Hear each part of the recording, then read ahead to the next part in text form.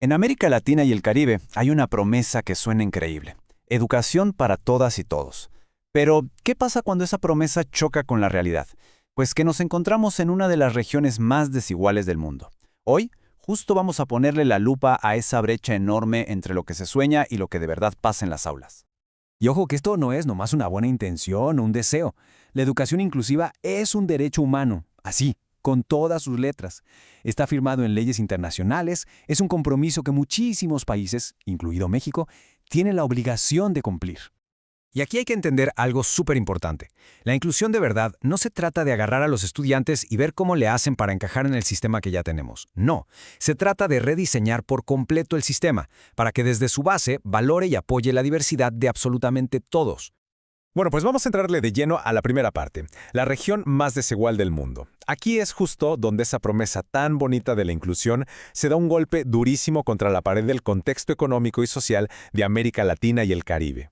Este es el telón de fondo de toda nuestra historia. Este numerito, 0.456, es el famoso coeficiente de Gini de la región. A ver, para que quede claro, es una medida de desigualdad donde el 0 es igualdad perfecta y el 1 es desigualdad total. Y aunque ha mejorado un poquito, sigue siendo el más alto del mundo. ¿Qué nos dice esto? Que las divisiones económicas tan profundas, pues inevitablemente, crean divisiones educativas igual de profundas. Y el impacto de esa desigualdad se ve así de claro y la verdad así de brutal.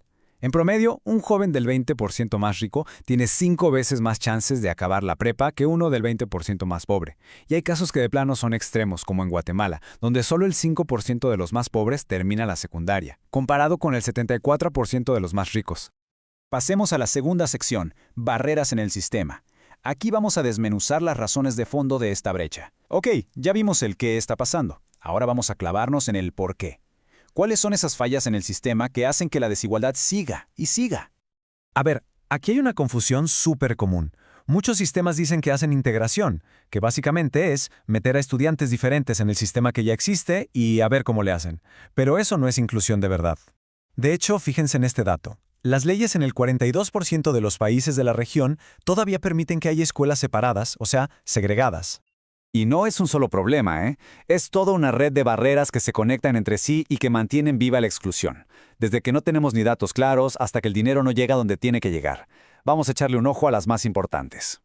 Y esto nos lleva a la pregunta del millón, el reto fundamental.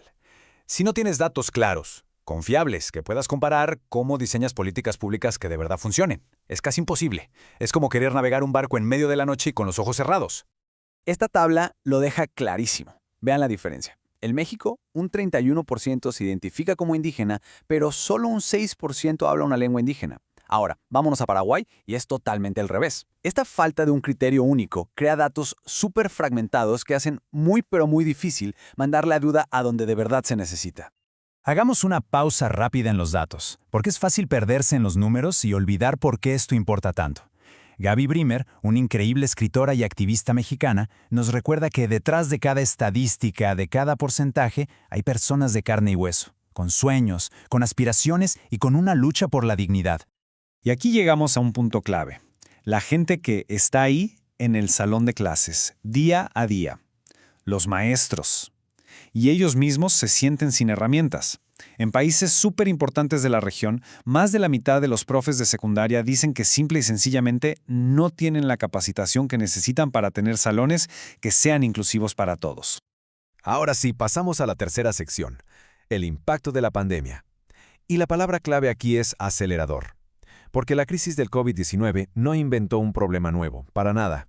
Lo que hizo fue tomar todas esas grietas y brechas que ya existían en la educación y las hizo mucho, mucho más grandes. La velocidad con la que pasó todo fue impresionante. En cuestión de semanas, el sistema educativo prácticamente se paralizó. Millones de estudiantes se quedaron sin clases, y la fragilidad de nuestros sistemas quedó expuesta para que todo el mundo la viera.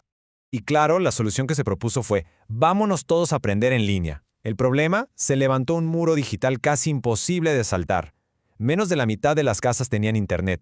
Y si nos vamos con el 25% más pobre de los estudiantes, menos de 1 de cada 5 tenía internet y una computadora en casa. La historia de Wanda Díaz Merced, Una astrofísica que perdió la vista y encontró la forma de escuchar los datos de las estrellas es un recordatorio superpoderoso de todo el potencial que se desperdicia cuando a los estudiantes se les ponen barreras, ya sean físicas o, como acabamos de ver, digitales. Y con esto llegamos a la cuarta y última sección, forjando un camino hacia adelante. Después de ver todo este panorama, que puede sonar un poco oscuro, vamos a ver cómo se empieza a construir una solución. La cosa es compleja, sí, pero los informes nos dan un mapa bastante claro para empezar a cerrar estas brechas. Y aquí está, súper claro, el mapa del camino. Y no son ideas al aire, ¿eh? Son pasos bien concretos. Poner el dinero donde más falta hace, capacitar a quienes enseñan, escuchar a las comunidades, diseñar pensando en todos desde el inicio y trabajar juntos en lugar de separados. Entonces, si nos vamos a quedar con una sola cosa de todo esto, que sea esta. Inclusión y calidad educativa no son dos temas distintos. Son la misma cosa. No puedes tener un sistema educativo de primera si no es inclusivo, porque un sistema de calidad tiene que funcionar para todos y todas, sin peros ni excusas. Y nos vamos con esta última reflexión. El debate no es solo sobre derechos o sobre si es justo o no, que claro que lo es. También es algo práctico. Dejar a una parte de la población fuera del juego no es solo una tragedia para esas personas, es un desperdicio de talento y de potencial que nos hace más débiles como sociedad, a todos.